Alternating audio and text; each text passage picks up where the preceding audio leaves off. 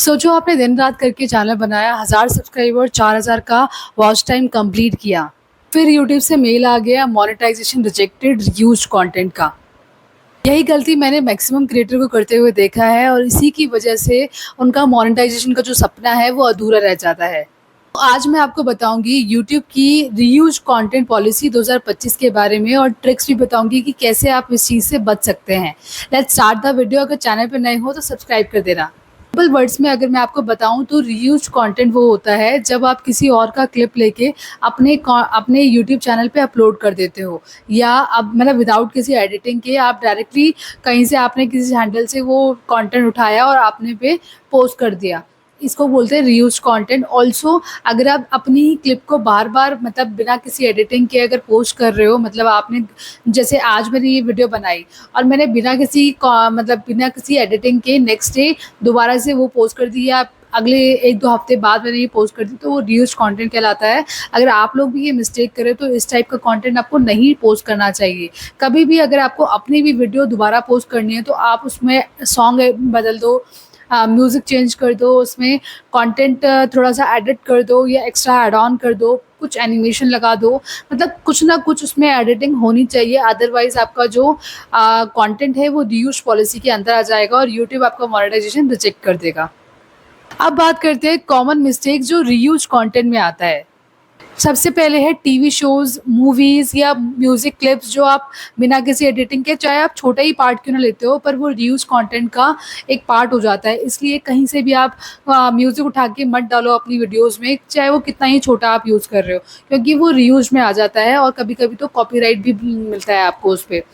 तो ये सारी चीज़ें नहीं करनी चाहिए आपको। या अगर आप म्यूज़िक ऐड करना चाहते हैं अपने कंटेंट में तो यूट्यूब लाइब्रेरी के अंदर ही काफ़ी सारे म्यूज़िक्स हैं, आपको वही लेने चाहिए। यूट्यूब अपनी जो लाइब्रेरी में उनके बहुत सारे म्यूज़िक्स हैं, उन पे कॉपीराइट नहीं देता है, तो आपको वही यूज़ करने चाहिए।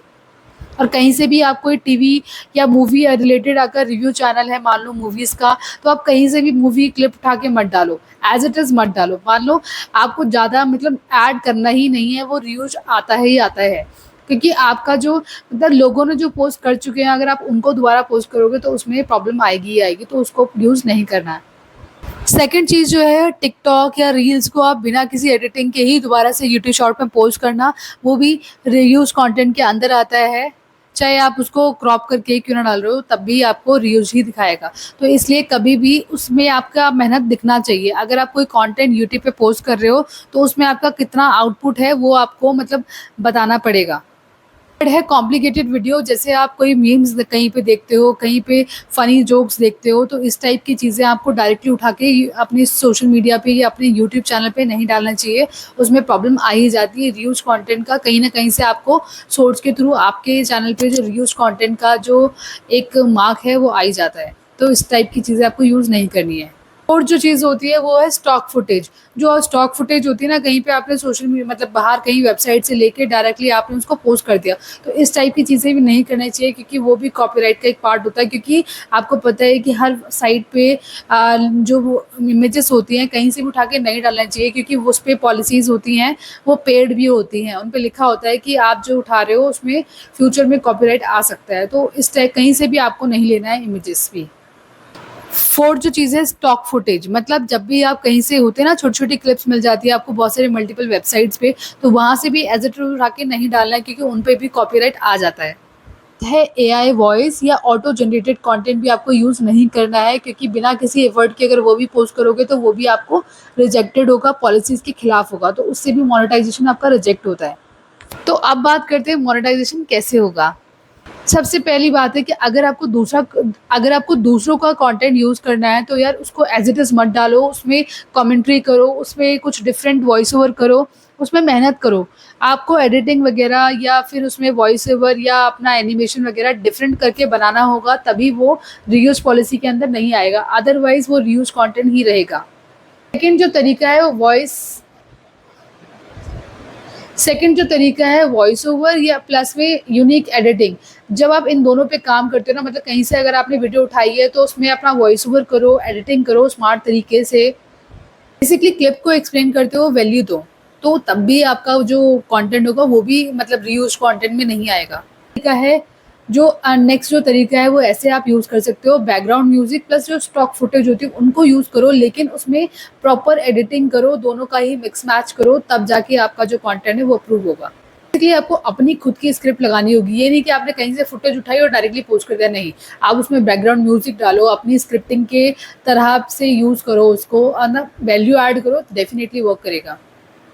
जो नेक्स्ट तरीका है वो ये है कि हमेशा एजुकेशनल, एंटरटेनमेंट या इन्फॉर्मेशन वैल्यू ऐड करो अपनी वीडियो में, तभी काम करेगा।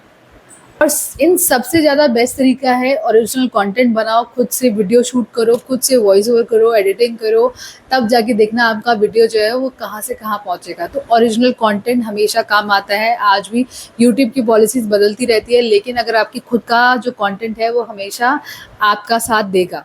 कभी भी कोई और कॉपीराइट क्लेम नहीं डालेगा कि हाँ भैया ये कंटेंट मेरा है, इतना पार्ट मेरा है, इतनी वीडियो नहीं लेनी थी, इतनी वीडियो लेनी थी। तो प्रॉब्लम आती है जब भी आप कहीं से कॉपी पेस्ट करते हो, कहीं से कॉपी पेस्ट नहीं करोगे तो कुछ भी कॉपीराइट नहीं आएगा। ज़्यादा दिमाग भी लगाने की ज़रूरत नहीं है और आप अपने कंटेंट पे कॉन्फिडेंस के साथ कह सकते हो कि this is my content and this is my YouTube channel. और तब आपको अगर कॉपीराइट मतलब मोनेटाइजेशन भी अच्छी तरह से हो जाता है और आपका काम भी बन जाता है। तो इस टाइप से चीज़ें करोगे तो डेफिनेटली इट विल वर्क्स। बात करते हैं कि यार यूट्यूब इतना स्ट्रिक्ट क्यों है। तो 2025 में यूट्यूब ने साफ कहा है कि अगर आप अपना मतलब जो वीडियो है वो ओरिजिनल रखोगे तभी वो हेल्पफुल होगा ब्रांड्स के लिए, क्योंकि ब्रांड उसमें तभी पैसा लगाएंगे। तो बेटर है कि आप ओरिजिनल कंटेंट क्रिएट करो रादर देन कहीं से कॉपी पेस्ट। तो इसीलिए यूट्यूब थोड़ा सा स्ट्रिक्ट हो गया है। तो गाइज़ ये थी यूट्यूब रीयूज़ कंटेंट पॉलिसीज़ की कुछ-कुछ बातें जो मैंने आपको बताई। और कभी भी रीयूज़ कंटेंट यूज़ मत करो, हमेशा प्रॉब्लम क्रिएट करेगा। आज नहीं करेगा, कल नहीं करेगा, लेकिन हम लास्ट में वो हमेशा प्रॉब्लम क्रिएट करता है। इसीलिए फ़ोकस करो अपना खुद का कंटेंट बनाने में रादर देन कहीं से कॉपी पेस्ट करना।